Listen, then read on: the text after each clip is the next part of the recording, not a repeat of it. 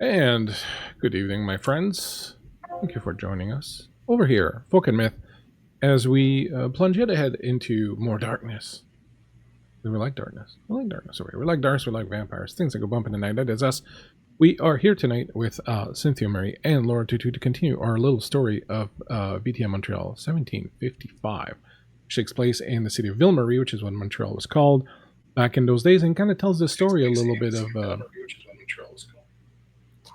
I'm hearing myself twice. I think. I think someone's got their speakers on. Okay.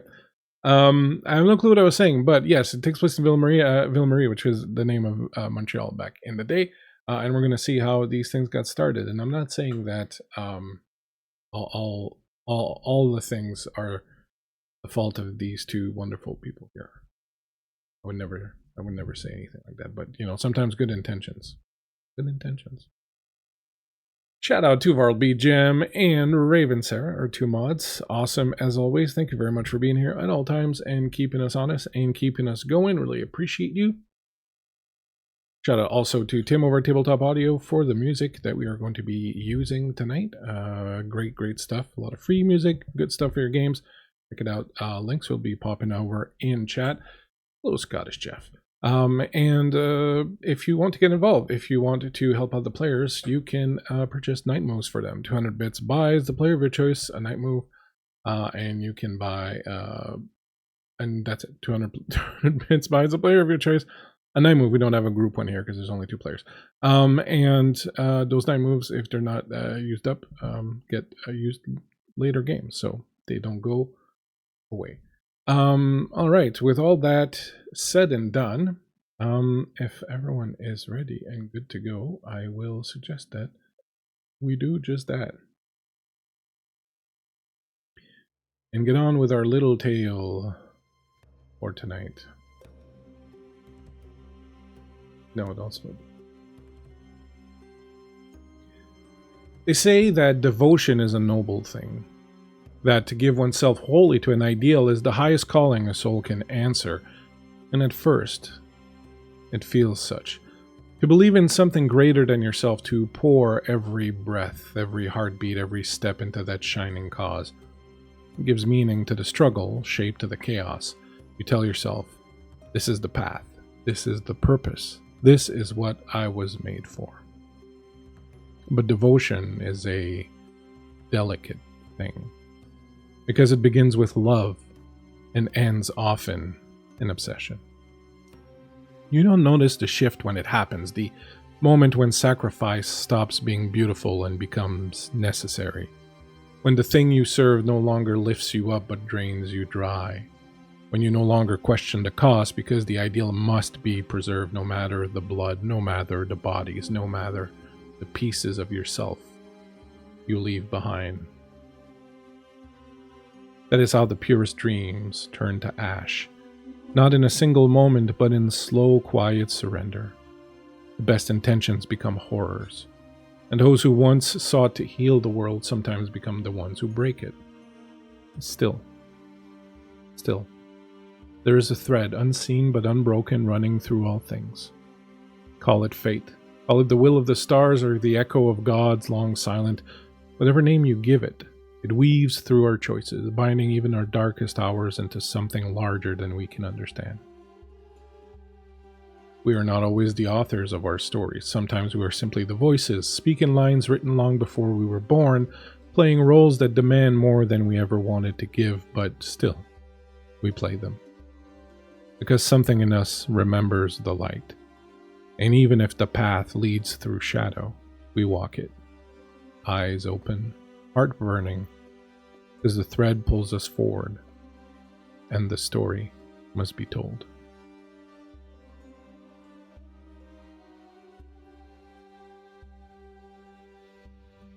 The sun is too close. You look up, see the beast jumping off the roof of the church down to the other side. You start hearing the screams. But the sun is too close. With hesitance, perhaps, curse on your lips, anger in your hearts. You know that even if you stay out and try to help, you won't be able to, because in moments you'll turn to ash and be gone. And so with these heavy hearts, you find shelter. You find shelter in the church ahead of you. You find your way in and you listen as people outside die. Gunshots are heard. People scream. Fire spreads. As you stand in this church, this small chapel, a modest wooden structure with a stone exterior, a simple community church, hearing outside the chaos reigning, muffled screams, the sharp crack of musket fire, the distant guttural shouts of men in battle echo along with monstrous growls of the beast. You take stock of your surroundings. The interior is lit only by the faint glow of beeswax candles flickering in iron sconces on the small wooden altar at the far end. Their light dances across the worn floorboards and simple wooden pews, casting long, wavering shadows. The air is heavy with the scent of pine, wax, and old smoke. A small crucifix, hand-carved and slightly crooked, hangs above the altar, its figure of Christ half-lit in golden shadow. What is going through your minds as you stand in this place of worship, this place of safety for the community, what should be a sanctuary, and is for you, but not for those outside? Marie's pacing, much like a dog who's really upset, outside or like right in front of the door. Mostly because she's very upset that she can't go and help folks hearing screams and stuff like that. So she's just kind of pacing right now. The beast. We hear the beast.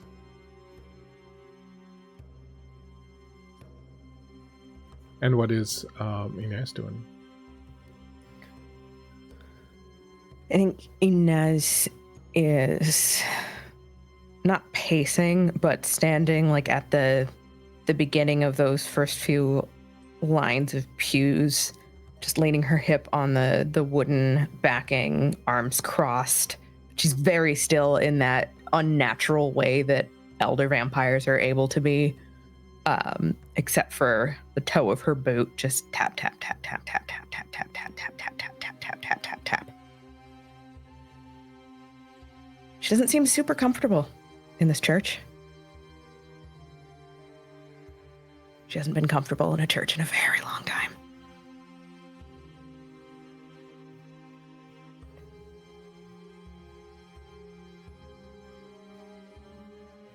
In time, the sounds outside subside, the fear and the fury, and a strange stillness falls. You know that it must be near noon. You're feeling that leaden weight of the sun outside that forces you to rest during the day, but you can't bring yourself to just lie down.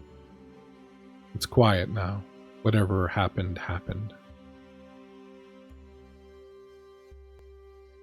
What are you doing?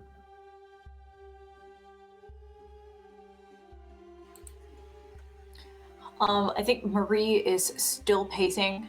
I assume that Aun has returned to her side, correct? Her companion. So I suspect at some point Marie would curl up next to Aun, to just kind of like relax for a second, but like she is completely on alert, like not even concentrating on much, but her eyes are on Ynes because she also knows that Ynes seems to be a little bit off as well, but she's just trying to keep her demeanor, her calm, her beast quelled.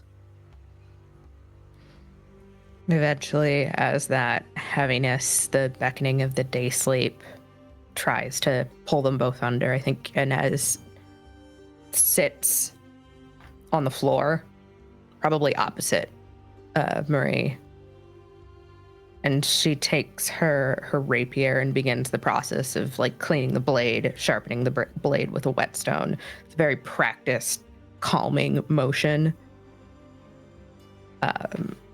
Very obviously an attempt to not think about what's happened in the past few hours.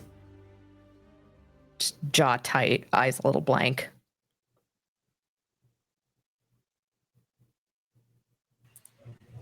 So is this what you do all the time? Is you clean your blade and you think about what actions you have done?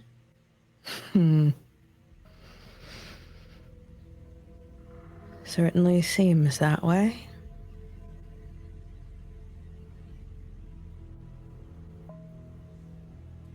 You have a lot on your mind.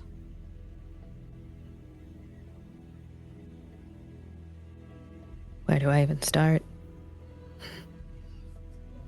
But from the beginning.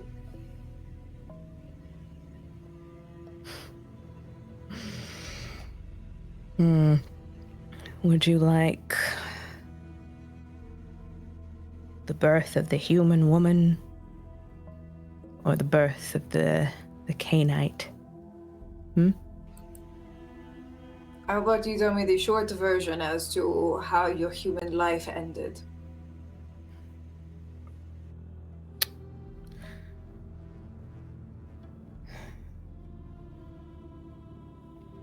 I don't know how long she had been following me. My sire. But apparently that's what they do, those of my clan. They watch, they wait, they make sure that you are worthy. And then they break you down bit by bit, little by little, to see whether or not you are ruthless enough to keep going.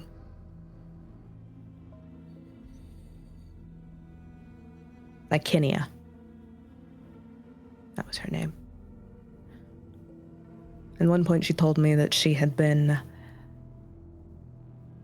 noble, Roman, even. But she was arrogant and she was sloppy in the end. And when I got tired of being her plaything, well, I broke the strings.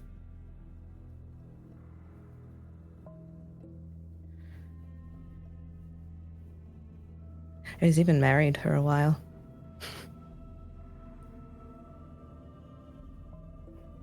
It was odd pretending.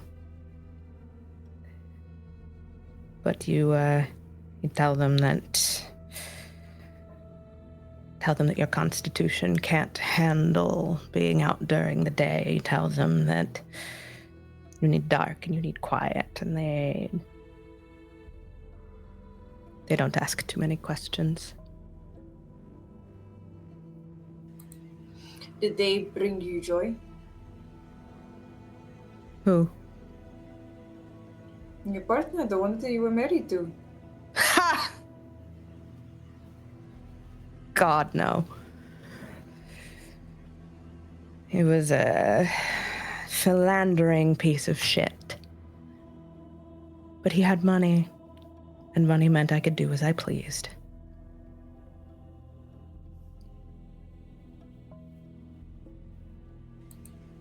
So you seek these material things as money. You are not happy. Are any of us happy? I try to live my days with as much happiness as I could, considering what we are. But some of us become, how do you say? Some of us sacrifice our own life to protect others, and that brings some joy.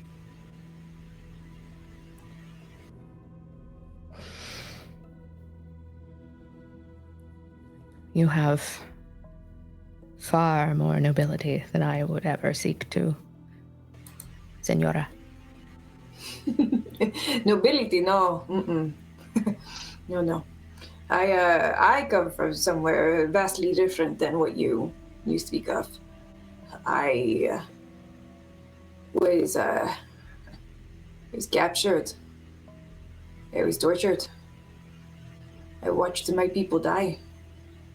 I was taken to a new land, taught a new language. This is not my voice. This is not what I normally sound like, but this is how I learned how to communicate with others. I don't know if that is nobility, but what I take from it is a new beginning, a new way of life, a new way, a place to protect others, because I do not want what happened to my people happen to the people around here. And so by protecting them, that gives me an moment of joy, a small bit of something to live for, because if not, then why do we have these vast lives to live?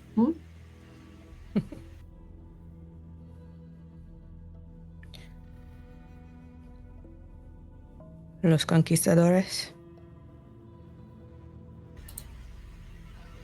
Yes, see? How do you know? It wasn't the Spaniards that I encountered. It was the French. Same ideals.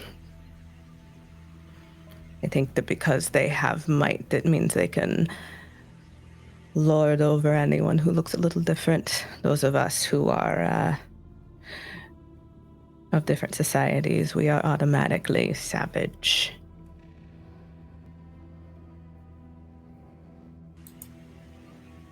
This word savage, I hear that a lot.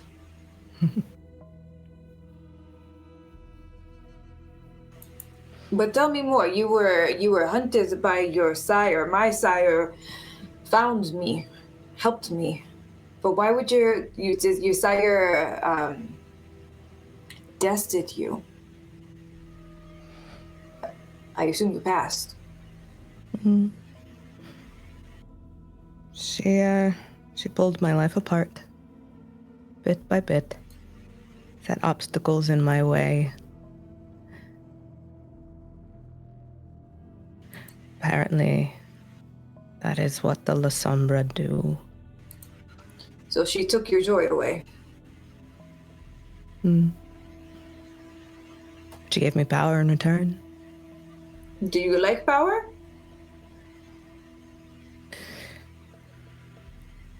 Considering that the other women that I knew were all trapped with children, with husbands who beat them, with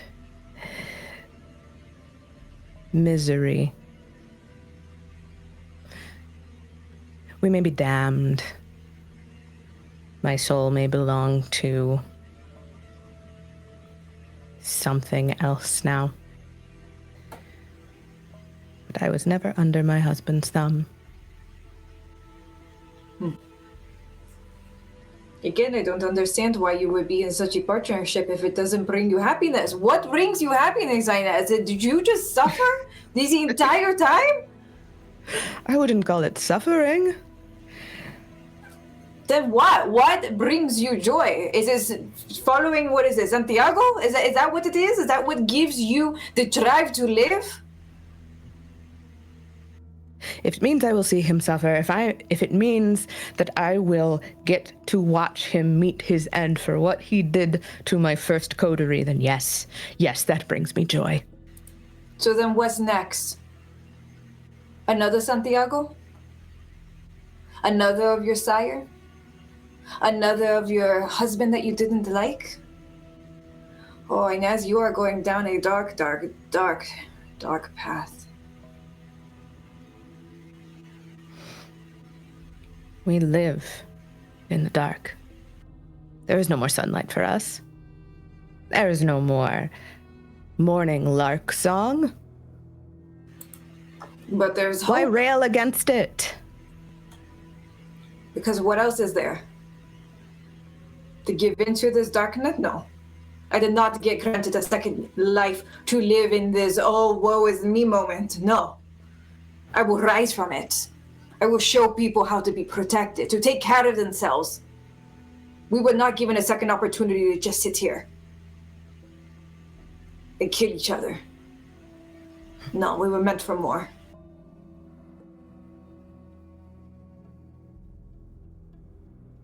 What's strange is, even in my hunt for Santiago, I think the closest thing I ever got to happiness was traveling. Apparently, some of the La Sombra they have taken to the seas, especially in the Mediterranean. Now, it's still violent. They are little more than pirates, but they take what they want. They let the stars guide them. It may be rootless. You may not have anywhere that you really call home, but there is a kind of freedom to that. Picking up and following the winds. That I could understand. I do roam the forest, so I get the idea. Is that where you will go after these? It's possible. Maybe head my way back to the old world, or I've heard tell of the islands south of, what do they call it? It's a gulf. Several thousand miles south. I am familiar.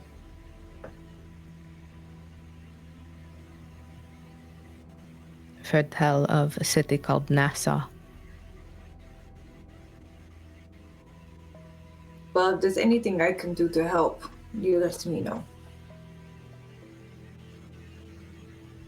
And what will you ask in return? That you find happiness.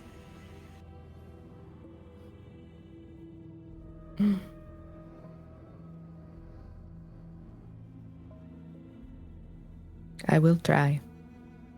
But that is all I can promise you. I'll find you and see where your happiness leads you. Is that a promise? Yes, I think that there will be a promise. There was another gangrel, you know. My first coterie. He was a lout and a rake. The first time I met him, he had just torn apart one of his lovers. Apparently that was how he fed. Messy. That's a lot. He was trouble.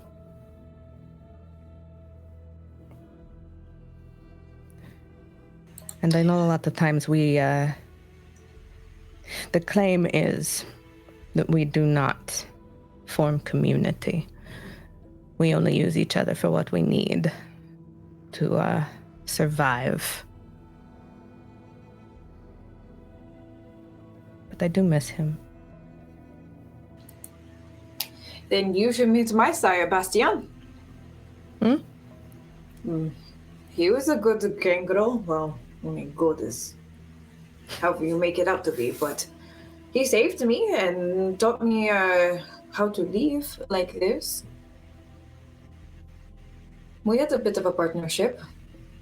He didn't try to kill me, so that's a good thing, I guess. I'd say that's an improvement from most encounters. It seems like those from the old world, as you called it, have an issue with life. All clamoring to get to some sort of top.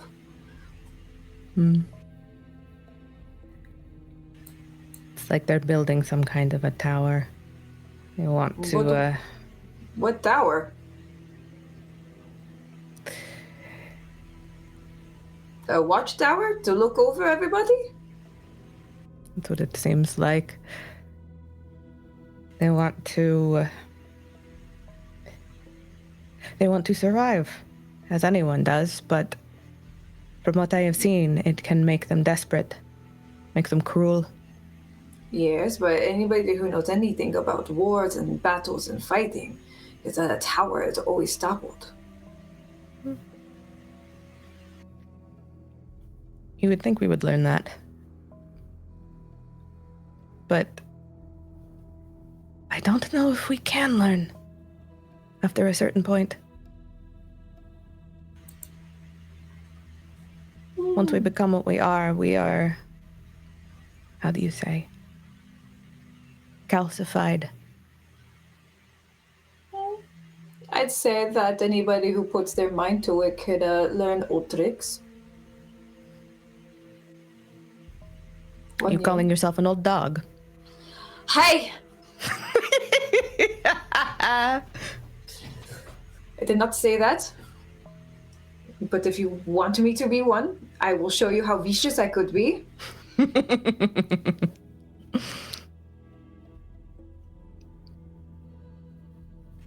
I think you hear Aoun kind of like snort at that sound. a little puppy laugh. Yeah. Arches an eyebrow, gets up, faces around, lays back down just the opposite direction he was before. That was perfect timing. We spare no expense on the special effects over here at Folk&Myth. Yeah. Can't pay for that kind of timing. And as the day moves on and you feel that weight pull you further and further down until it's becoming impossible to stay awake any longer, you eventually fall away into the day sleep. Your dreams perhaps filled with some of the words and ideas that you've just exchanged, or perhaps the screams that you heard earlier, but it's certainly not very restful in any case.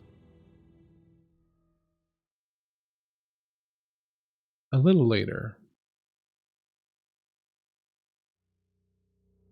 dusk has passed. The night lays heavy on the battered city. Streets of Montreal, once humming with the clatter of carts and the low murmur of voices, now sit in stunned, smoky silence. The air is thick with soot and fear. A fire tore through the lower quarter near Maria's Gate. Half the tannery district smolders still, its buildings blackened hulks, some collapsed into heaps of scorched timber and stone. The flames have died down, but the heat still rises in ghostly waves from the wreckage, warping the night air. Bits of parchment and charred rags drift on the breeze, catching on broken shutters and lampposts. At the heart of the devastation, soldiers stand in stunned circles, their uniforms stained with soot and blood. Some have lost helmets, others bear deep scratches across faces and arms. A few weep openly, not from pain, but from something deeper. The shame of helplessness, of facing something they could neither understand nor kill. It had come just after the fire started, or perhaps it was the fire's cause, no one was sure. Witnesses babble of a shape in the smoke, tall and hunched, with limbs too long and joints that bend wrong. Eyes, some said, like lantern glass filled with embers. Claws longer than bayonets. Voices claimed it moved without sound, or worse, that it whispered as it passed, and in no tongue any priest could name. At least 4 homes around you stand open, doors torn from hinges inside, left undisturbed save for the blood. A woman wanders among the ruins barefoot, cradling a child's doll, her hair streaked with ash, repeating a single name over and over in a cracked whisper. The general, Montcalm, is here now. He stands surveying the ruins, jaw clenched, eyes moving over the scene as if searching for logic. There is none, only a trail of blackened footprints leading toward the tree line beyond the last house. Footprints that sink too deep, as if something impossibly heavy had passed through. And beside them, a single scorch mark in the shape of a claw. What is going through your minds as you survey this scene upon your exit from the church?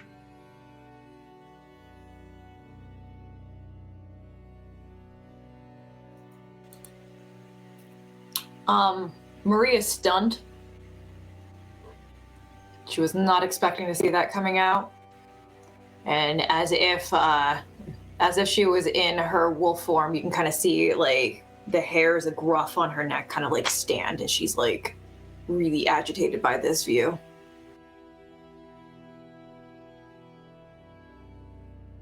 Your faithful hound hackles are high, but the low, pitiful moan that escapes him is more one of sadness than fear or warning.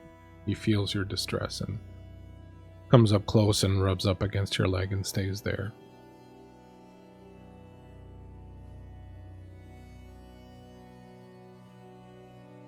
I think there's a crease of concern across Ynes's brow. If you had to put a number on it, her humanity probably is closer to about 4 at this day and age. But there's still something left in her that sort of shivers at this much naked suffering. The shock of a mother having lost a child. The pain that she can hear in that cracked, broken voice. Ay, Dios.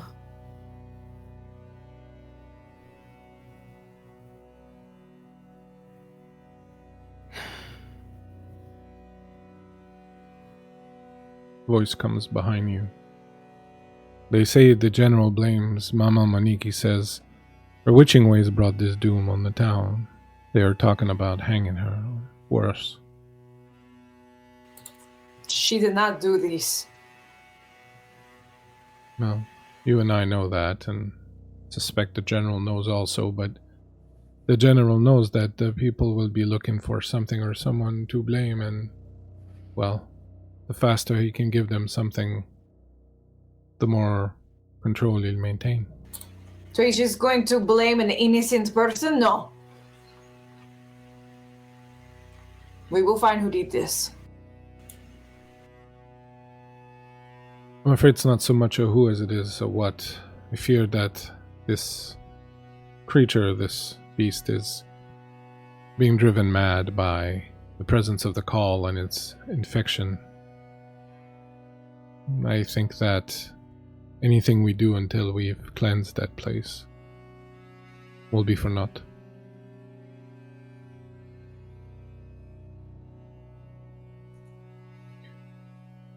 I have brought a friend. Please allow me to introduce you. And he moves aside and you see a woman come up next to him.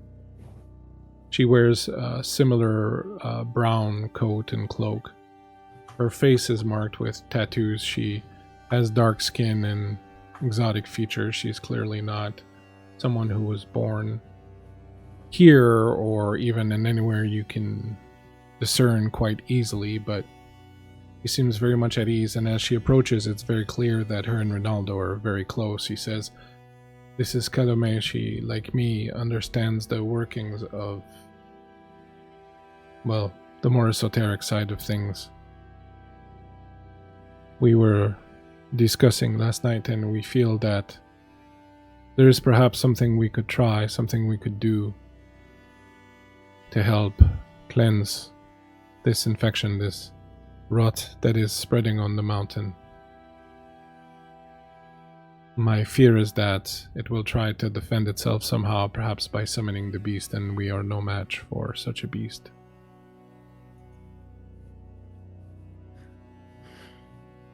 I can tell you for certain that even the likes of us and Ynes will look to Marie. We will have trouble holding it off. They are incredibly powerful. Their claws, for those like us, can rip us limb from limb without even trying. But you said the silver. The silver would work, no? It will. It's the getting close that tends to be a problem. I did, during the evening, try to find some silver for us, but the silversmith I spoke of on Nun's Island is, well, not equipped to prepare such weapons, not in the amount of time that we have. We may have to rely on what we do have on hand. All right. Can you take us there? We can. Kalome has some experience dealing with these things. Do you want to share some of the information that you have? And she looks at the two of you and she goes, I've dealt with such a thing as a call before. The call itself is problematic, but there's little we can do to it directly. However, through our studies, we've discovered that there are 7 places of powers. We call them the 7 sisters here on the island. One of them is very near where the call is situated. Small cairn, a place called St. Joseph's Claim. I believe that if we can reach that and perform a cleansing ritual there, it will allow it to push back the effects of the call. We might be able to isolate it and buy us some time to figure out exactly how to stop the other thing, but at least it will solve the problem in the short term. You, Marie, will know of this place called St. Joseph's Claim. You were not aware of it being any sort of place of power. It's just a place where there's like a kind of a stone altar, kind of a place of worship, and you always figured that it was just like, you know, an older culture or community that had been around there that had kind of left that behind. You yourself as a kindred had never felt any power there or anything like that, but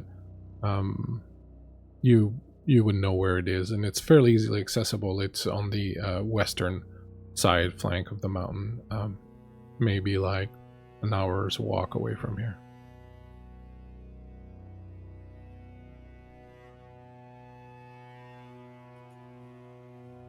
Well, it seems we have our heading. Yes. Is there anything else that we need to grab? We have everything we need. We came prepared, but if there's anything you need to go and get, we could all meet at the northern gate as soon as everyone is ready. Ynes will sort of crouch, and from her boot, she'll pull a just, you know, the Crocodile Dundee, that's not a knife, that's a knife. And she'll kind of flip it and hold it out to Marie with the handle towards her. The blade is edged in silver. Thank you. As you prepare to leave, Ronaldo puts a hand on your shoulder, Ynes, and says, the man you seek, Santiago. Yes. After we talked, he, of course, was somewhat distraught, but he let slip where he might be headed next. I will gladly tell you once this is all done.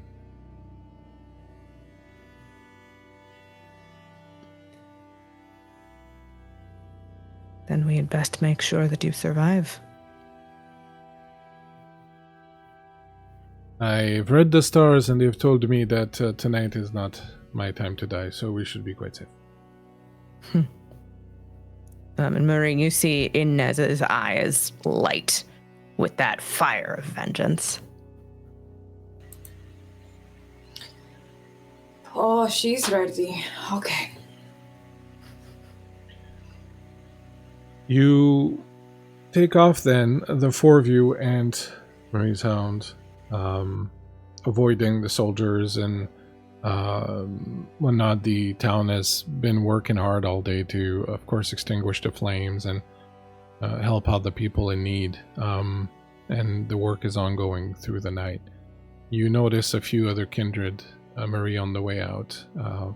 People like Chauvet and you and your friend Arnaud, and you bid them help as much as they can, and they promise to do so, and they get to work helping out. Of course, your presence in the city is well respected, and so they are more than happy to help out. As you head up along the mountain,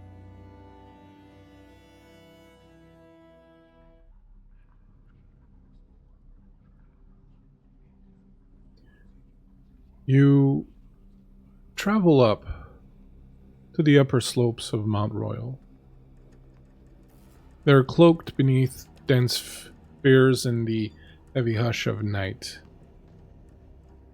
You are approaching what is supposedly a cairn, a sacred site of some sort, where the boundaries, explains Ronaldo, between the physical world and the spirit realms grow thin. Is a place long revered by the First Nations and quietly respected by the French settlers who know not to tread too close. The cairn, he says, is ancient. It centers around a natural stone outcropping, partly moss-covered, partly bare, jutting from the forest floor like the exposed bones of the earth itself. When you arrive, you sense and see a shallow spring trickling nearby, its waters once clear and cool, fed by deep veins in the mountain's heart. The area used to carry the scent of cedar, damp soil, and something ineffably clean, a wild clarity that once touched the soul, but not tonight. Tonight the cairn suffers. The rot begins subtly. Leaves hang limp, blackened at the edges despite the season. The songbirds are silent. The air is thick, almost greasy, with a metallic tang that sticks to the tongue. Insects crawl in unnatural patterns, fast twitching too many legs. Even the trees lean wrong, as though turning away from something unseen. The call nearby, an intrusion from the spiritual worm. Ronaldo says, a festering wound, and the Gaian weave and its corruption are spreading like infection. The call's presence is not dramatic, not yet, but insidious. Where it touches the cairn, life recoils. The once lustrous mosses grow slimy and gray. The spring bubbles fitfully, its water now brackish and clouded. Something moves just beneath the surface, but it darts away and you can't see it too well. The genius loci, the spirit of the mountain here, says Ronaldo, was once strong and vibrant, perhaps some sort of great antlered spirit or a bear, but he says it now flickers in and out of presence where once it might have been able to appear to supplicants or in dreams or in signs. It is no more. There's a sudden wind, a soft glow. The call of an owl might have signaled its presence, but now it manifests only in pain. Tree bark is peeling back as if blistered. The stones of the cairn itself is cracked, bleeding slow trails of dark sap that was never there before. Even in your state, as kindred, as those for whom life is but a distant dream, you can feel the suffering in the very bones of the land. As you gather around, having found the cairn, Ronaldo and Calome get to work. They begin placing their ritual elements around the place, talking to each other in a language you don't understand about things you don't really understand so much. Perhaps and he has a little bit, as you have dabbled in mysticism, but their magic is very different from what any of the kindred you've ever met practice. They seem to have a, as I said, intimate but somewhat tense relationship as they bicker like long lovers, and also work together in a way that suggests they've been doing this for a very long time. As you watch these two setting up and preparing to do their ritual around the cairn, what are you doing? What would you like to do to prepare?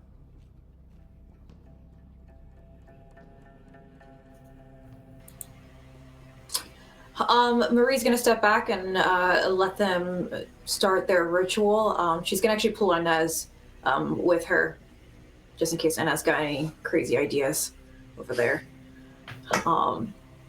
But you can see Marie was kind of like fiddling like with something in her hand, and so just before everything happens, she looks at Ynes. I don't know what this is going to bring. But if anything were to ever happen to me, I hold on to these for me. And she gives her a stone that she has. She has a lot of different things wrapped in her hair, and this was something that you may have spot wrapped in her hair somewhere. But it's a blue turquoise or a turquoise stone, very deep blue. And hands it to Ynes. This is one of my favorite pieces. This came from my travels, from my peoples. One of the last things I had before I left my village. If something happens to me and I cannot transform back, I need you to hold this to help me ground myself again.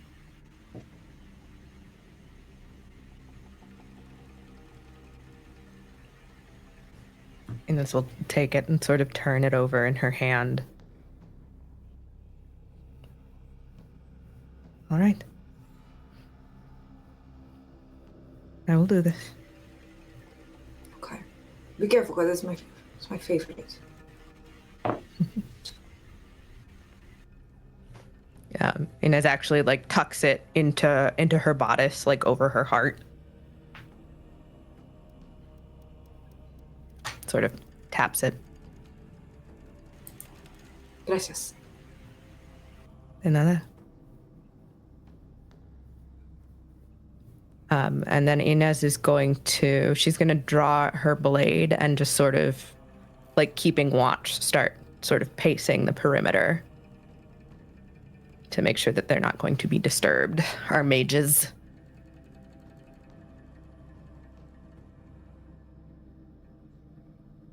As Ronaldo and Calome begin their ritual, you immediately feel something shift in the air, and there's this sense that something here is fighting back against them, and right away you can see that concern crosses their face, and they look at each other quickly and start changing things up and whatnot, and right away they start sweating.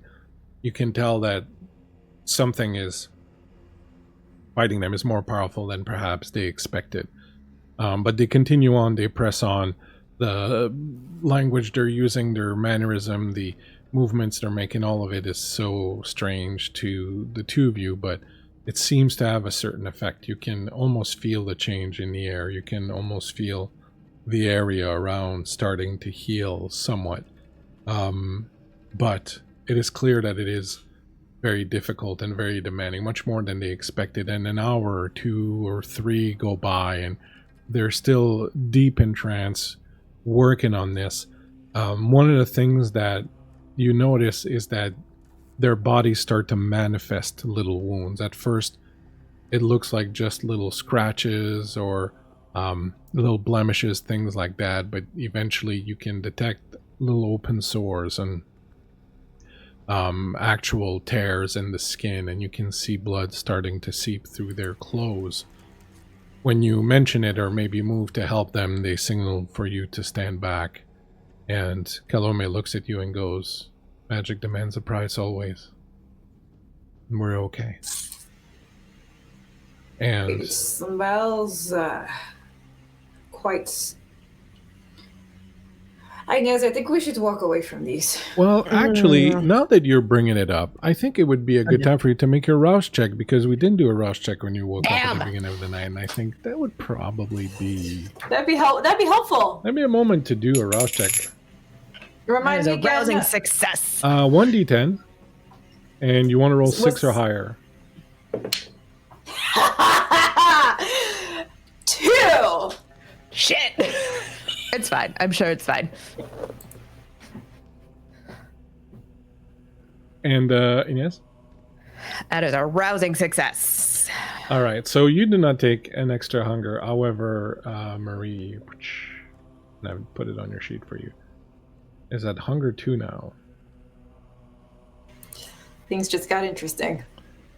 You feel that stir. Now, I always talk to my players about the beast, and to think about the beast like not like part of them that is primal or primitive or whatever, but rather like a parasite that's living inside of them. And this parasite is always trying to get control, and you fight it back. And the only way you can fight it back sometimes is by keeping it well fed and asleep.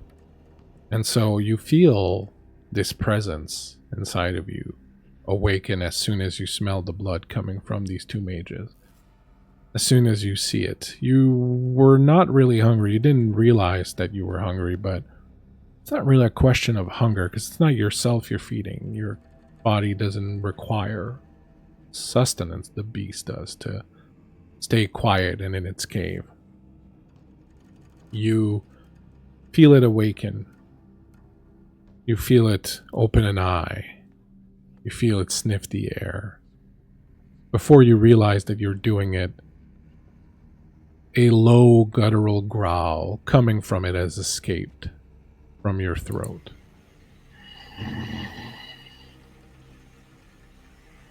Immediately you fight down on it, but it's awake.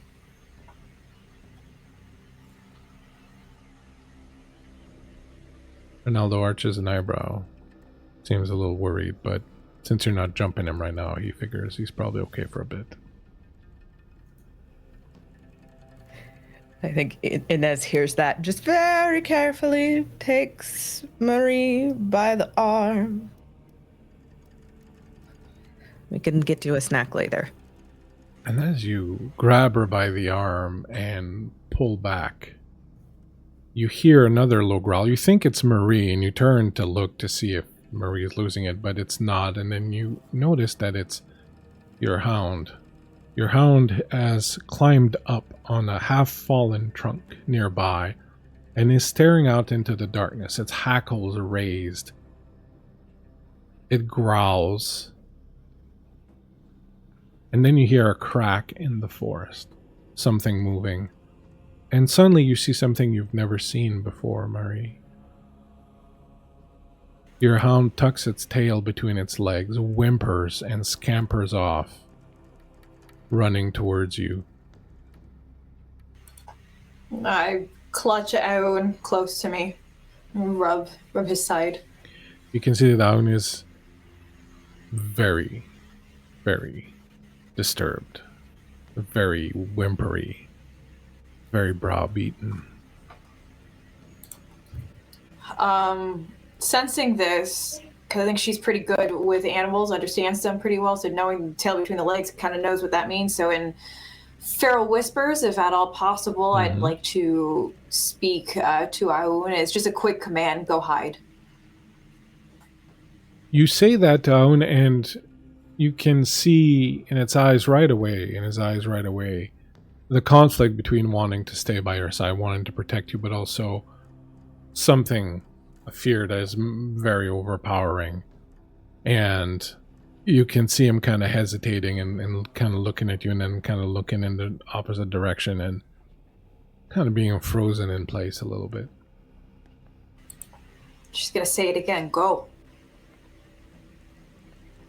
There's another crack that comes from the forest, and Owen's eyes go wide, and he scampers off, bounding, and finds himself a little place to dig in under another kind of fallen tree, and sort of digs into that and disappears.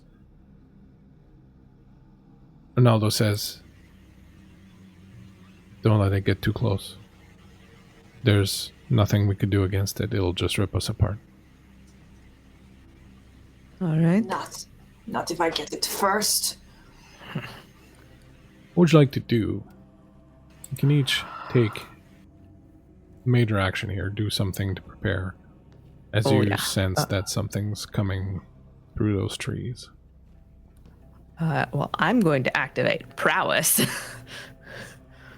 Not bad. I'm pulling out those feral weapons. Can you describe that for us, please? Yeah. So you can see she doesn't quite shapeshift into a wolf, but like her features become even more wolf-like. Specifically, her nails start to grow into giant claws, and she's ready to go, and her fangs kind of elongate. She's still very feminine, very very cute, but you can see the feral like animal side of her like really start to come out. Nice. And as she's got her sword in hand, she sort of braces herself and like cracks her neck. And suddenly you can see there's a strength in her slight form that maybe wasn't quite there before, as she calls up the power of the blood to fortify her form. You wait. The moon is providing ample shadows amongst these trees for you to hide. You figure this thing can probably smell you pretty easily, but what else are you going to do? You find places to hide. You keep an eye out. You hear movement throughout the forest. It's circling you. From the crack in the trees, you figure it's probably as far as half a mile out. But it is big, and it is not being subtle. And it moves, and you realize after a moment that it's moving in concentric circles. It's getting closer and closer as it moves around. And this goes on for a very long time. A half hour, 45 minutes of slow, methodical spiral coming in closer and closer and closer. You move with it, staying to the shadows and trying to stay between the mages and this beast. And then after a while, you realize it's been a few moments since you've heard anything. 30 seconds. Comes a minute. Comes 2. 3. Come out already! And as you say that, you hear a growl and you see a shape rise up into the sky and for a moment block out the moon as it sails above you in a terrifying leap, clearing you and landing on all fours about halfway between you and the mages. It's back to you. It is in this strange half-wolf form. The moon, as it glints down on its furs, barely illuminated. It's as if the fur on its back is absorbing the light of the moon. You see only the glint of fang and claw, the glint of eyes, and as, without wasting a moment, it starts to sprint towards the mages and away from you.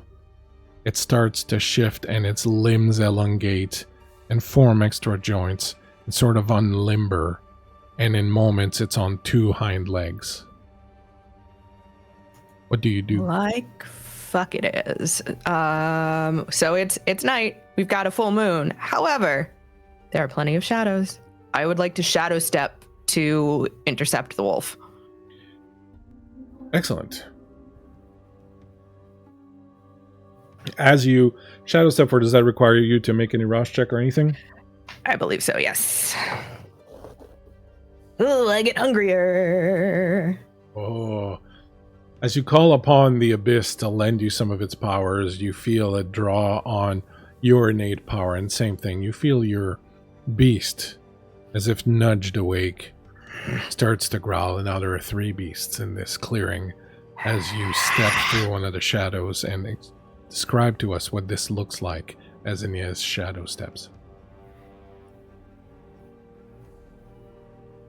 I think she watches this creature, this unnatural, corrupted Garu, tear through the night air, and she hisses, and it's a deep, unnatural, like a jungle cat, but it is twisted and a little too resonant.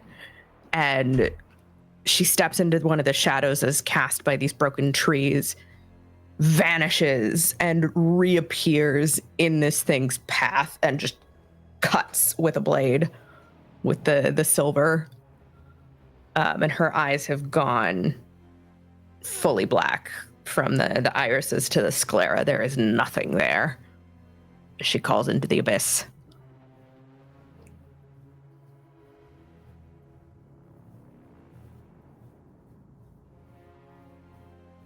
Go ahead and make me an attack roll. In order to do that, you're going to roll a d10 plus 2 hunger dice. To your d10, to your regular d10, you're going to add your physical, which is 7, and you're going to add your combat, which is a plus 1. You said you... No, my physical is 3. Oh, sorry, I was looking at Cynthia's sheet. Physical is 3, so plus 3, plus 1 for combat. And your potence is 2, so you get to add actually 2 extra die, 2 to die roll because of your potence. Remember to tell me if any of your hunger dice return 1 or 10. No 1 on the hunger dice. And I've got a grand total of 14. I do want to mention, as Varl has very graciously reminded us in the chat, you each have 3 night moves. The way night moves work in this particular setup in the duet is that it allows you to either avoid a messy critical or a bestial failure, as always, but you can also expend a night move to just have whatever you're trying to do happen, like an automatic success kind of thing. So you have 3 each right now. As you roll this attack, and it comes as kind of a surprise as you step through the shadows and take a swing at this thing, your blade, you're wielding a rapier, is it not? Reaches out. Sorry, go ahead. Basket hilt. It reaches out and nicks him and literally bounces off. The tip bounces off and slides along its thick hide, and your basket hilt kind of bumps into it. And you can see it sort of look over his shoulder and for a moment think of maybe going for you. You're not sure what it's going to do, but your sword hit did absolutely nothing to this thing. It barely cut off a few of its hairs as you dug it in. Jesus is not here. Okay. Even with silver? Even with silver, you still have to hit. Hit. Okay, that's great. That's fun. That's cool. Yeah. I love this. Yeah, so it sort of clings on, but that's why he's kind of looking at you because he sees the silver and he's like, but that hit didn't go in clean enough. So it continues moving. What is Marie doing? Well, Marie can't shadow step, so she's running over there as quickly as her form can, because she hasn't shape changed into a wolf yet. She didn't want to give that up yet. But she's with, hopefully. Actually, you know what? If I could use one of those, what is it again? Night moves? Yeah. Think about I would like Seeger. to jump on his back. Excellent. I will totally allow you to do that if you spend a night move. So you call upon all the energy that you have inside of you and your anger and everything that's still smoldering from last night's attack on the city.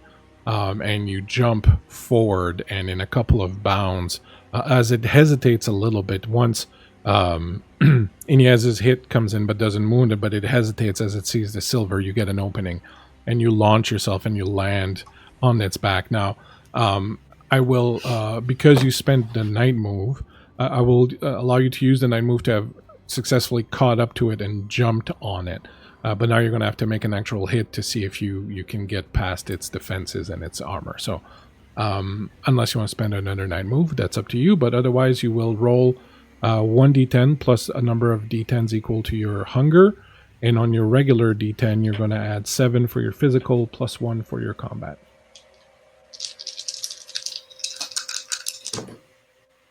Okay, we are good on hunger die. That is a 7 on my die here. So Plus 7 is 14, 15? 15 is on the nose. As you jump onto it and sink your claws into it, do you have any sort of potence whatsoever? No. All right. Fortitude. Your claws will dig into him, and we have less health points here, so damage works a little bit different for the duet, but you will do 1 aggravated damage to it. As you feel your claws go in and the blood wells out, and it screams and howls in pain, a howl that literally makes the hair stand on both the back of your necks. You can see ahead the mages are still doing their thing. You're maybe about 30 feet away from them. Like, you know that this thing could reach them in 1 bound again if it wanted. Like, it's the bound that it used earlier is very impressive, but you are in luck as it stops after you claw into it and turns around and reaches over on its back to try and grab you and slam you down onto the ground. So it is going to attempt to hit. It will use its attack plus some rage dice. It will roll a 17 to hit. And so it reaches up and grabs you, like literally scruff you like you're a cat that's on its shoulders, and it scruffs you, and you feel its claws dig right into your the back of your neck and your shoulders as it fully rips you off of its back and slams you down on the ground in front of it. You slam on your back and you're looking up at this thing. I see that you have fortitude, so you can roll 2d10s for your fortitude. If any of them return an 8 or more, let me know. Yeah, I got a 10 on one of them and a 5 on the other. Excellent. So that aggravated damage becomes just a normal wound in this particular case, as your fortitude soaks it and you get slammed down into the ground. The frightful thing about a werewolf is that it has 2 attacks. So as you're lying there on the ground in front of it, it reaches up and slams down with its claws. The second attack, this one hit 7, 10. Yep. So the second attack comes in, the claw rakes right into your chest. Same thing, you get to roll your fortitude again, if you would, for me, please. 2 dice. Storyteller, can I intercede at all? Yes, absolutely. Because I have a little thing called Arms of Ahriman. Oh. 7 and 7. Well, what would you like to do with your Arms of Ahriman? Quite literally, the shadows that are like the shadow that is cast by this creature in the moonlight. I would like to utilize that to just wrap around its shoulders and torso, almost like trying to put it into a half Nelson. Are you going to attempt that with a night move, or are you going to roll for it? Oh, I'm going to night move it.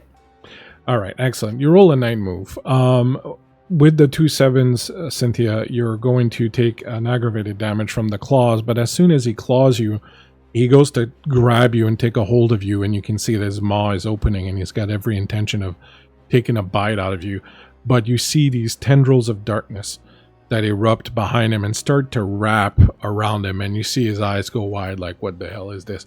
As he gets wrapped up, and his arms, instead of being able to grab you, slide off and are sort of pressed against his body as he's all wound up in these arms of the abyss. You get to do an action.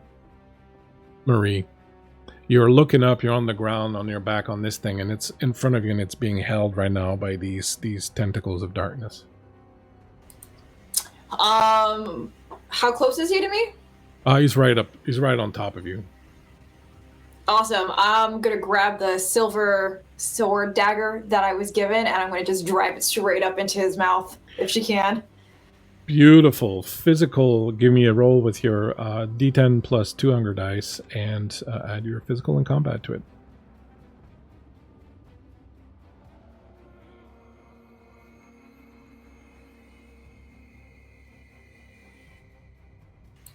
These dice are just wanting to roll 7s all day today, so 15 again, and I don't get hungrier. I'm good.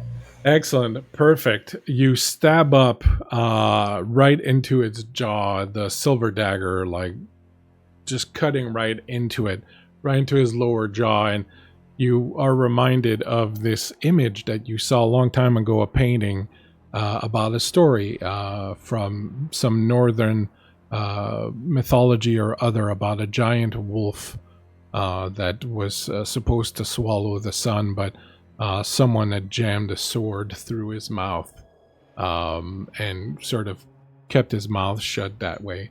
And you get that clear image of it as the dagger sticks in there. He rears his head back. It glints in the moonlight under his jaw as he starts to scream. You see him flex, and as he does, like the Hulk breaking free of chains, the arms of Ariman just explode as he seems to grow even bigger than he was before. You hear a sound coming from the mages. You look up and you see Ronaldo is on his back. You can see dark purplish smoke just sort of wafting off of his body. Calome looks at him with a lot of fear, but continues focusing on what she's doing. Ronaldo is rolling around on the ground. You can see in immense distress.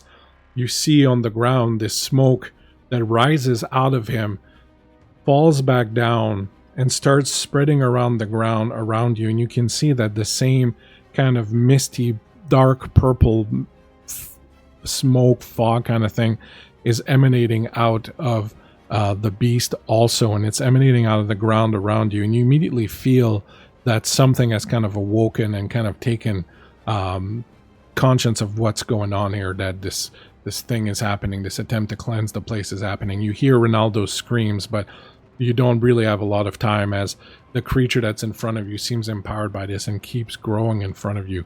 You have both done your actions. It's going to go. It's going to claw at you with a backhand. Ynes to try and bat you away because it doesn't like your little prestations of shadow, and that's going to be an 18. It reaches out and cracks you one right across the jaw. Do you have any fortitude? No fortitude, just potence. No fortitude. Well, your potence will help. And your potence will help as you're not knocked away like super far. You managed to kind of stand your ground, but the crack still sort of rocks you, and the claws rake through you as you go back. You're going to take an aggravated damage as it claws back towards you. And as it does that, it's going to turn around. It's going to keep spinning, and it's going to fall down, and it's going to reach with its mouth down to you, Marie. And you can see the dagger lodged in there, still like in his mouth, kind of sticking out as it grabs you and tries to bite into you. It gets a, and that's a 15, 20. You can't mess around with the Garu. It reaches down and its maw just clamps down on your shoulder.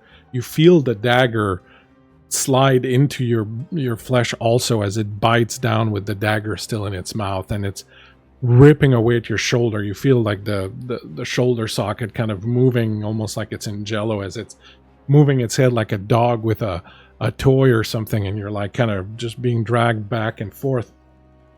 You do have your fortitude, so go ahead and make the roll, your 2 dice of fortitude, Marie.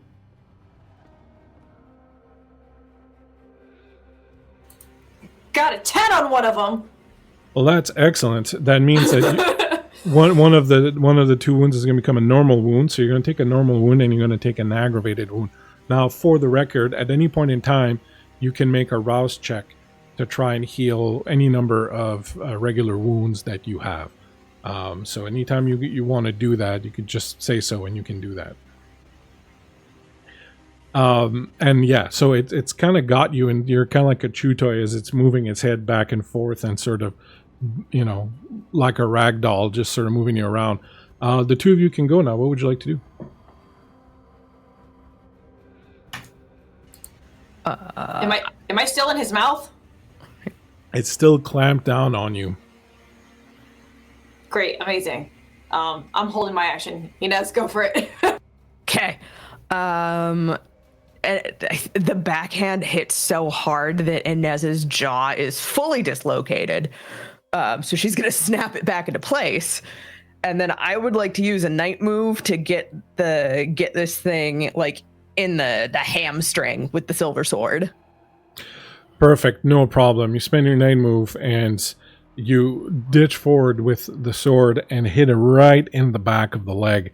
You feel the blade slice right through. You feel the tendons just cut right off on the hamstring. It yells in pain and the leg collapses underneath it. As it does, it lets go of you, Marie.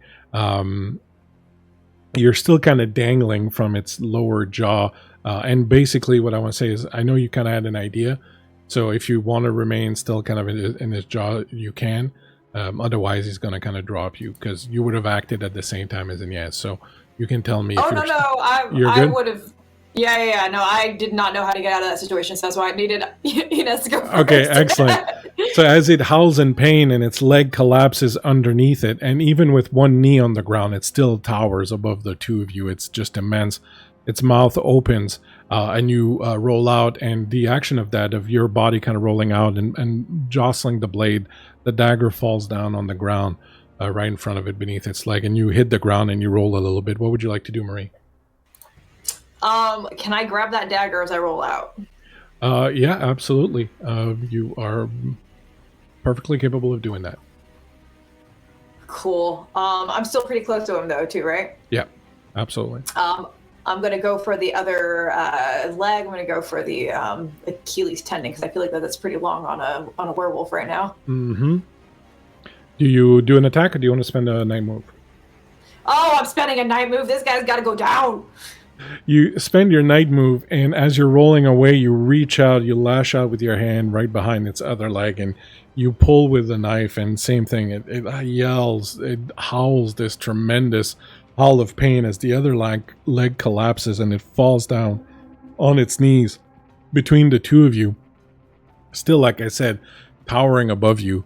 And it's breathing hard, and you can see like this steam that's coming out of its nose, and this dark purple mist is still sort of swirling around him, and as you can tell, the wounds have collapsed his legs, like I said, but you can see that they're already kind of starting to mend a little bit, though very slowly.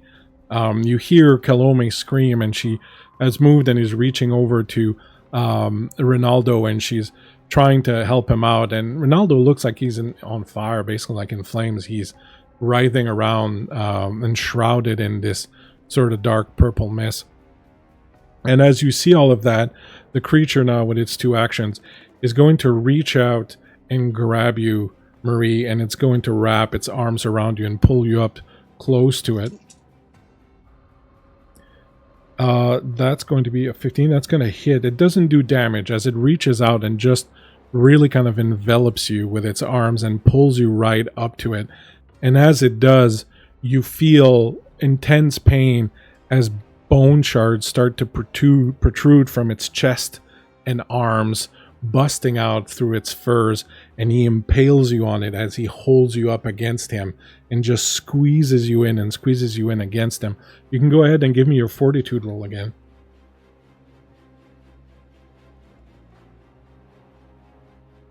I got a 10 again. Excellent. Tens and sevens. Tens and sevens. You're doing great, Shwetty. So you're gonna take another normal wound, another aggravated wound, as you are crushed into him now, and these bone shards have sort of gone to you. And the thing that's making you panic right now is that even as it has squeezed you against it and it's holding you tight, you feel the bone shards continue to press inside of you. And they're moving in and they're displacing your bones and splitting some of your bones. And just they keep growing and growing inside of you. What would the two of you like to do? Scream would be great. That's free action. Holler. Scream very, very loudly. Do I have any movement with my head? Yes. I big fangs right now, just launch in and like into the neck and just start like. Oh, I like that. That's interesting. Yes. Like, you know, like Baraka, like how he's like, rah, and like just starts like, oh man, then yeah, she's going for it. She's angry at this point. Are you going to roll for that, or are you going to use a night move? I don't know how many night moves are left. Varl. I have one more night move. One more night move left. Do you want to spend it on this? No, let's roll this. Let's roll this. I feel like I need to like hold on to that night move just in case. Oh, you have two. Varl says Varl is the keeper of the night moves, and Varl says you have two. Well, I think Varl case. donated a couple bits for you guys earlier. So thank you. Thanks, friends. Hey, Patrick, welcome in.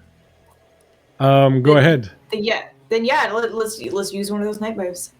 You use that night move. Your mouth distends as your fangs grow in like you. It's almost as if you kind of start growing this snout sort of like him, and your mouth grows huge and you bite into him. And the first thing that you get is this intense taste of rot and ash and everything disgusting and wrong. It's so powerful that it almost makes you kind of want to rear back and just spit out whatever you've got, but you clamp down. Your teeth cut in through its sinews and you start to drink, and the blood, as it comes into your mouth, this blood is almost like acid. There's tremendous power in it and you feel it, but at the same time it burns as it goes down your throat. It feels so wrong and so disgusting. It just, as it's rolling over on your cheeks and whatnot, you feel it almost as if it's burning your skin. It's not, but that's what it feels like.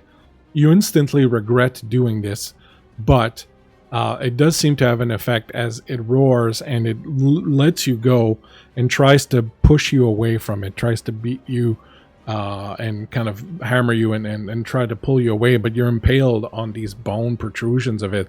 So as it's trying to pull you away from it, these things are ripping out of you and ripping bone and ripping sinew and flesh.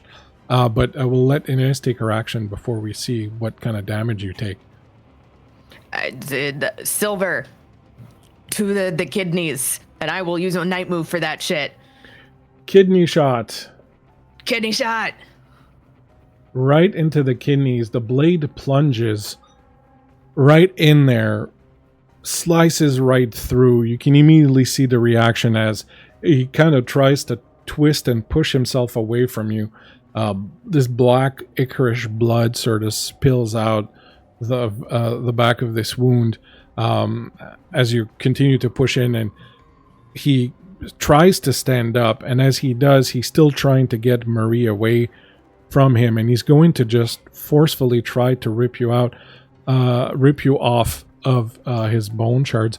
What is roll your physical, Marie, and you can add your combat to it, and you don't have any points, so roll that and tell me what you get.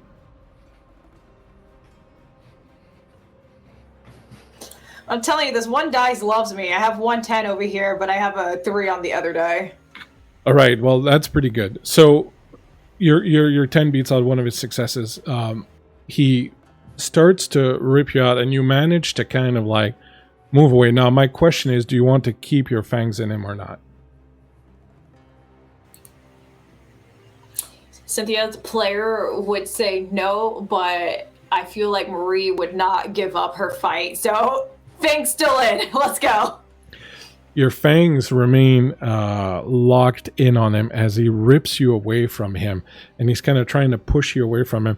The bones ripping out of you cause 2 aggravated damage as they just rip out pieces of you, pieces of flesh and bone. He pushes you away and he's holding you. Thank you so much, Reese, for the donation. You have a couple more night moves. He's holding you at arm's length. You're still kind of locked in on him, trying to push you away. You're bleeding. You're just profusely bleeding. You're feeling like a 1,000 miles of rough road. You can see in Ynes that Marie is very severely damaged. And he stands up. With his second action, having kind of tried to pull you off of it, he stands up and his wounds have started to heal on his legs, and he kind of haltingly starts to run sort of sideways. You hear Kalome scream again, and you can see that Ronaldo is not moving anymore. this thing kind of gets up and lumbers off, and he's still holding you kind of at arm's length, and he starts to lumber away and tries to get away from this place with you still kind of clinging to there. What are you going to do? I'm still clenching. I'm going for the jugular and like as much as I possibly can until probably I pass out of all the blood loss. Ynes? Okay. Clearly the cleansing isn't working, and if Marie gets dragged off, she's going to get shredded into ribbons. I'm gonna go after its kneecaps. Go for it.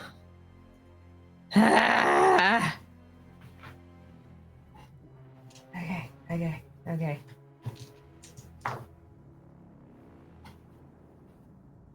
So I rolled a 10 on my regular, like, D10. Nice. And there's a 10 on my hunger dice.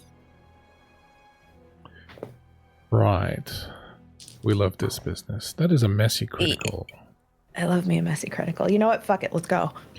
Fuck it. We ball. You reach out with your blade and hit it right in the kneecap.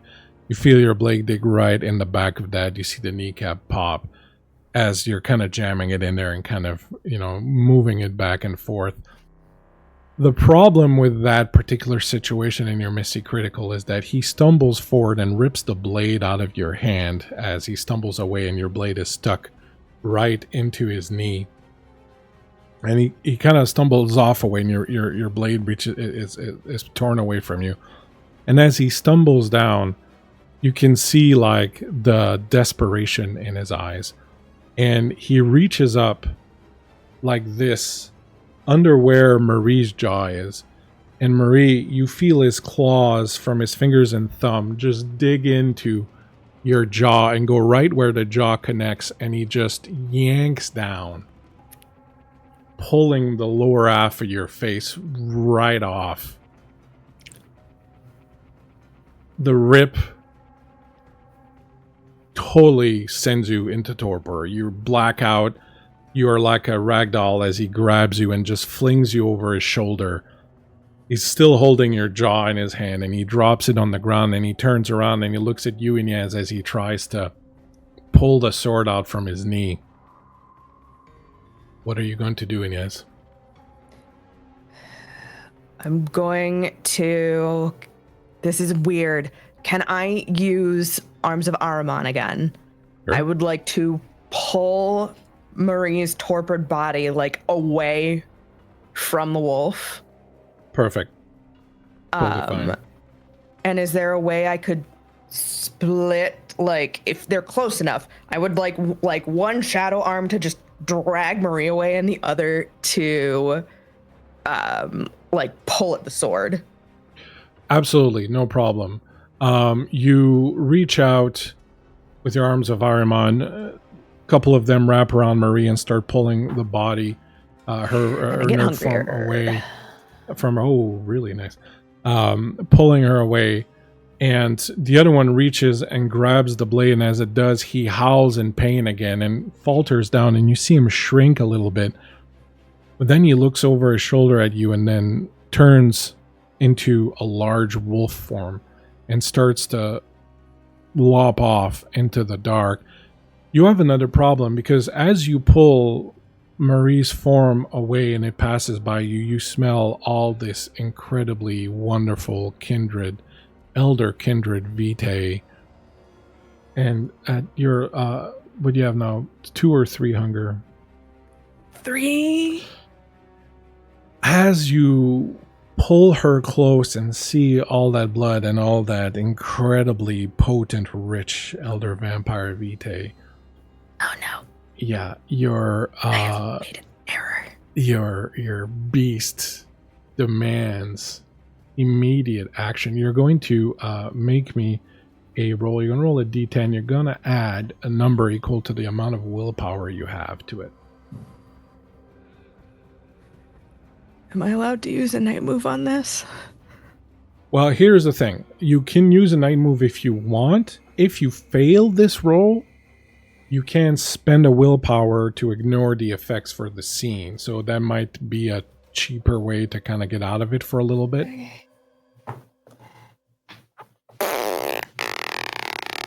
So that's 2 on the die. Yeah, that's not going to be enough. No. Would you like to spend a willpower to just completely ignore it, or would you like to spend a willpower? Yes, please. Okay. Yes, please. Sorry, a willpower or a 9 move you're spending? Whatever I can do to completely ignore it. Completely ignore it will be a 9 move. You spend another 9 move as you sort of pull away and use your arms to pull Marie away from you a little bit so that, she's not upwind from you anymore and you're not getting that smell of vitae. You see the beast sort of lopping off away into the night. And as he does, you see this dark purple mist sort of start to disappear and be absorbed into the ground. You hear Kalome scream, "Help! Help! He's dying! He's dying! Help!" Mierda. I'm gonna get Marie's lower jaw, kind of. Yeah, she's gonna need that. But then I'm gonna book over to Kalome and Rinaldo. You get there, you see that Rinaldo is not breathing anymore. His skin has split all along where these flames used to writhe. As you approach, Kalome will say, we couldn't get it done. We couldn't clean it. It was impossible. It was fighting. And then he reached out and he took it inside of him so that I could get an angle of attack on it. And he held it for as long as he could. I think I've managed to shut it off, but I don't think he's breathing. There's nothing I can do. I don't know any life and death magic. There's nothing I can do with him. God, shit. I would like to point out that at this particular moment, as you're facing this situation, you remember him saying tonight that it was not his night to die because he has some very important information to tell you. Where Santiago went. That's the thing, Storyteller. Technically, yes, he is going to die. So Ynes will drop down, look at this mangled human, shake her head.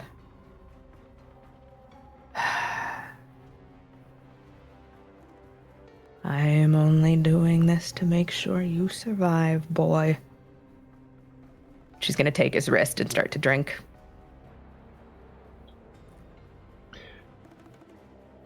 There is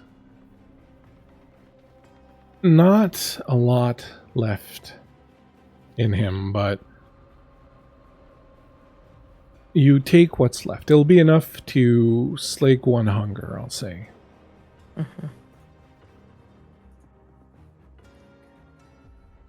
You drink what's left of him, and you smell or feel or taste in his blood a dark resonance. There's something bad that did sort of come into him, but as you drain the last of him, you can see his body almost as if it had been tensed, just sort of deflate and let go.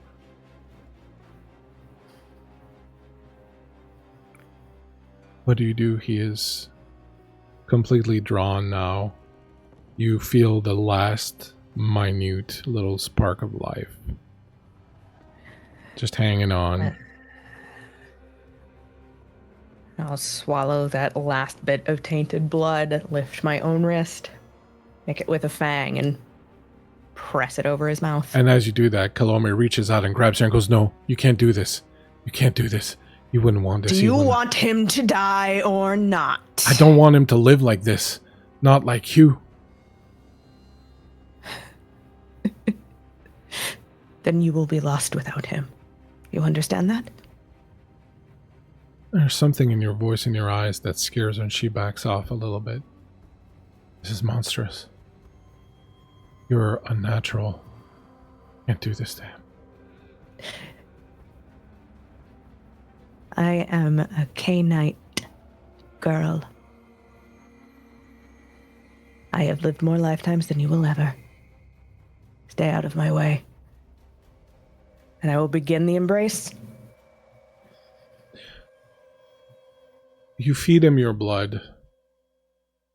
Around you, the night has grown still. The moon still shines down. You sense a certain little bit of life come back. The trees start to move. The breeze moves through. Somewhere off in the distance, you hear a night bird. It seems that the mages did do their work. They did cleanse the area. And as life slowly comes back to this place, you feel Ronaldo's lips move on your wrist. As that bit of life begins to return, Ynes looks up at Kalome and says, "He will be hungry when he wakes. You are the only thing here with viable blood. I suggest you run." She looks at you and looks at him.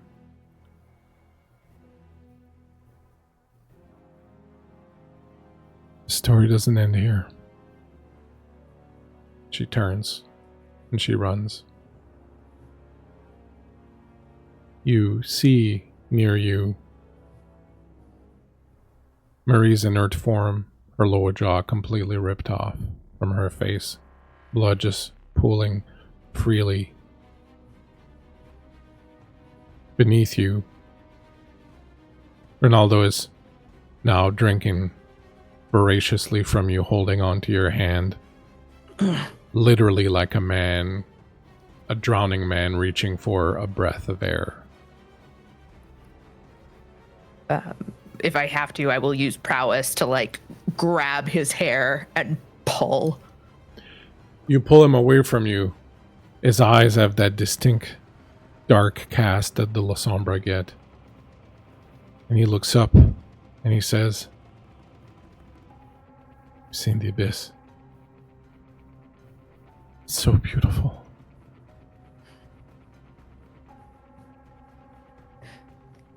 Welcome to the night, my child.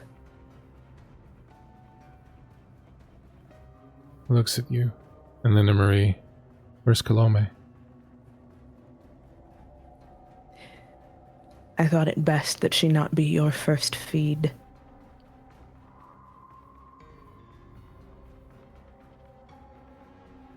It's difficult to focus right now. What happened? Did you kill the beast? No. And he looks up. I suppose that glint of amber on the horizon is bad.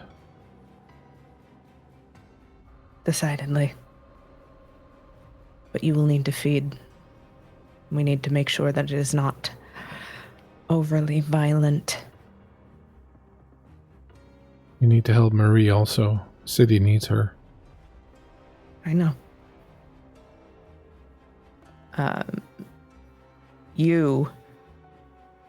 And hoping that the blood bond has taken, she'll just stand up and point to Ronaldo. Stay.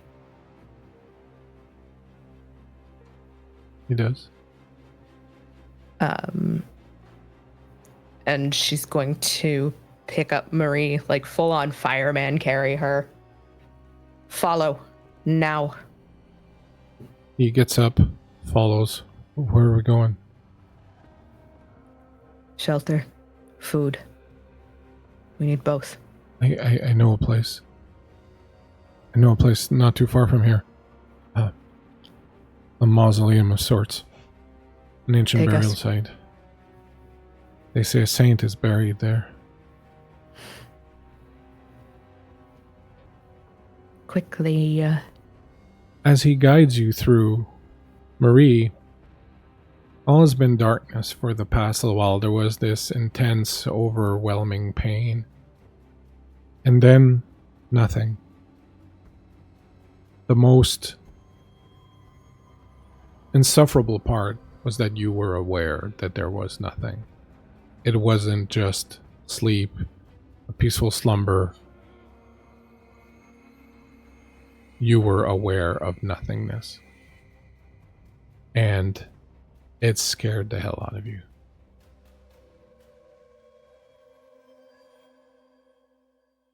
And then you hear a distant sound like a wind chime somewhere off in this darkness that you're in.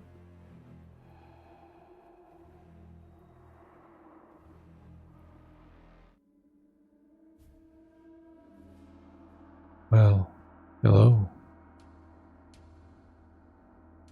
You've had a difficult evening, it seems.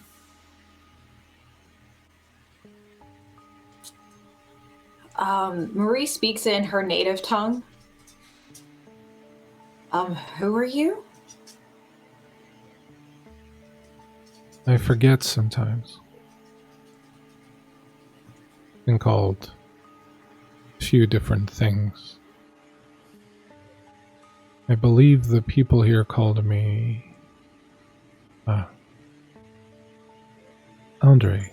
Brother Andre. Andre. Yes. Why are you calling to me? How are you calling to me? I thought this was it. Well, we are both sleeping, aren't we? I suppose you can call it that. You're dying, though. Whilst I am not, that is one difference. So how are you in my head if I'm dying? How do you know you're not in my head? Well, are you a wolf, a hound? No. Then I wouldn't be in your head. Probably best this way. It's a strange place. I myself get lost in it sometimes. I'm sorry to hear that. Oh, it's perfectly fine. I quite enjoy it. I find nothing more tedious than a clear, concise line of thinking. It is maddening. I don't quite comprehend. You have reached out to me on my dying moment to confuse me more. You're welcome. I was sleeping soundly and your death throes woke me. And now I find myself curious. I feel a very deep connection between you and this city. I've saved it a many of times. I call it a second home.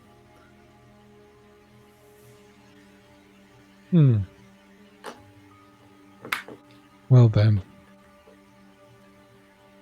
I guess we should see what we can do about getting you back home. What do you mean? If I'm dying, there's nothing more you can do for me, or anyone can do for me. Is that what you said to your sire the first time? Look how that turned out for you. Damn it, Bastien. Oh. I felt him before. You have? Do you know where he's gone? He's somewhere nearby, but not close enough to help you. But I can help you. But before I help you, I need to know that you're worth helping. You say you care about this city, and I feel a connection, but I need to know that things will be better if you live than if you die. Things have already been better with my life intact. I've been saving this city and protecting this city and making sure that innocent people aren't taken away like I once was. Well, at least you're not short on hubris. You always claim all these great acts of selflessness and sacrifice that you've made, or are you sometimes simply content for doing them? I'm absolutely content for doing that. Look, I've risked my life to save this place. Well, It's one thing to say that. It's another one to do it. I'm getting tired already. I wish to go back to sleep soon. I wasn't planning on waking up for another few hundred years, but why don't you come and see me? Apologies for the inconvenience. Oh, it's provided a modicum of entertainment. My dreams were getting tedious. I had the strangest dream last night. There was this strange, broken, strange woman talking to me from somewhere far, far, far, far away. She was very intriguing. Very Did she have a name? strange. Elise. Elise. I don't think I've ever heard of an Elise. Oh, I don't think she exists yet.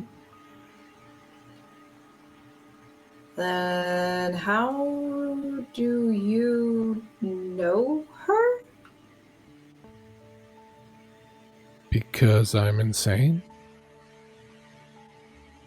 She might just be a figment of my imagination, but I'm getting a strange feeling. Yes. Why don't you come and see me? I have a gift for you. Something that will... I don't... Hold on. Why would you give me something if you don't know or trust me? Well, because you're going to prove to me that you are trustworthy. And I'm going to get to know you. So I'm now a slave to you? No. No, never. Enslaving someone is boring. They can't surprise you. I like to be surprised. I like to release things, set them free, and then watch them and hope they surprise me in some way. Will I be a prisoner? No. Absolutely not.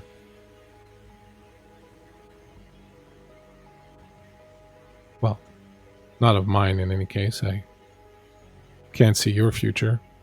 I think Elise could, but she's not here. She's not born yet. When do I get to meet her? Do I get to meet her? Can I meet her? I have a feeling you will.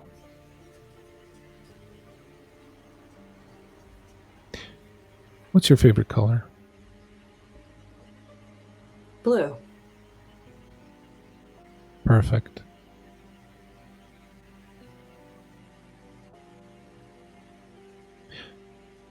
I think your friends are coming here. I'll see you in a moment. Rest while you can. Okay. You feel a little twinge, something in the back of your mind and your brain, like a pinch, but it's gone. You become strangely aware of being carried, of being moved by Ynes.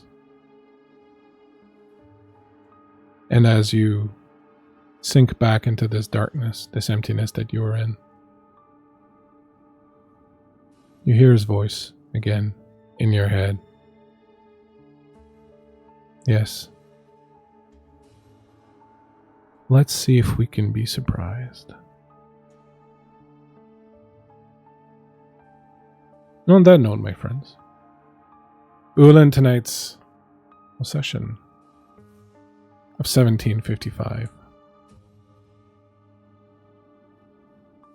Who knows what's going to happen? Maybe we'll be surprised. Jawless, but still ready for the fight, and now with a brand new child in tow. My. Yes, what have you done? I did listen. Don't you know you shouldn't embrace mages? Yeah, that's. I'm sure it's fine. I'm sure this isn't going to cause problems for any of us down the line in the future. None whatsoever. No, it's fine. It's fine. Consequences for my actions? So I do have a question. Is it worse to bite into a werewolf or to embrace a mage? Biting into a wolf's not too bad. Biting into a black spiral dancer is another story. Yeah. That's that was the thing. Decisions were made. Just a little frenzy. It's Decisions were made. Choices. That's what we live for. Choices. Absolutely enamored of the two of you. Thank you so much. You were absolutely wonderful. We are going to be finishing this series next Saturday with the last episode of 1755. If you are not watching Vampire Elegy, our regular Friday night game, last night's episode had a lot of tie-ins to tonight's episode, so you can always go and check that out on the YouTube page. In the meantime, I'm going to find us some wonderful friends to raid, because we had so many nice raids tonight, so many people coming in checking us out. We are going to do that, but before we do, please, my friends, remind our gentle viewers here who you are, what you've got going on, and where they can find you. And I think we started with Laura last time, did we? I've slept since then. I honestly cannot remember. Well, I think so.